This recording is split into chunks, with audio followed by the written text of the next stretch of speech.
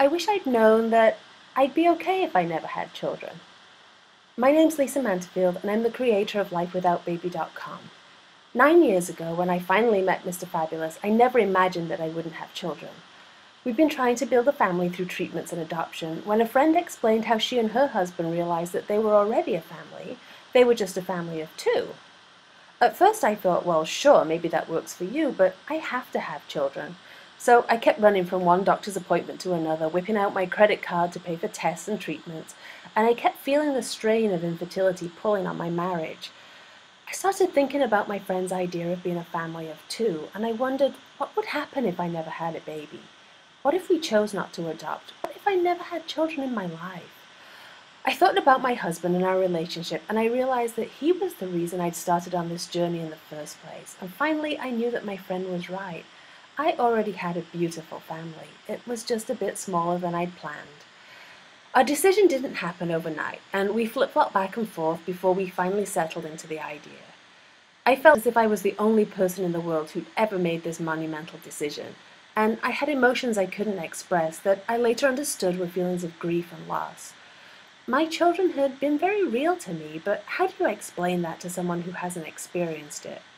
So I went looking for people who would get it. I started a blog called Life Without Baby, and I found an amazing community of women from all over the world.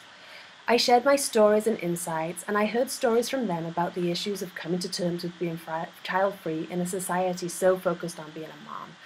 They talked about feeling pressure from their parents, about being ostracized in their communities, about losing friends because they no longer fit in with the mommy crowd, and about the pain that they felt every Mother's Day. I also heard from women who'd been through it all and were beginning to shape new lives for themselves without children.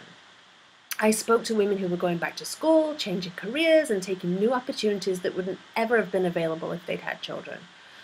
It's been 2.5 years since Mr. Fab and I decided to be a family of two, and it's been a bumpy ride. There are days when it's hard and I think about what might have been, but most days I'm okay. I think there'll always be a little hole that my children would have filled, but it no longer consumes me and it doesn't define me.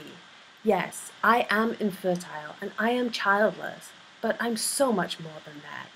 I'm a writer and a gardener, a wife and a daughter. I'm a good friend and a loving cat mother. I love to travel and read great books. I could play Three Blind Mice on the bagpipes and recite the alphabet backwards. I know I'm not going to be a mother, but I am going to be okay.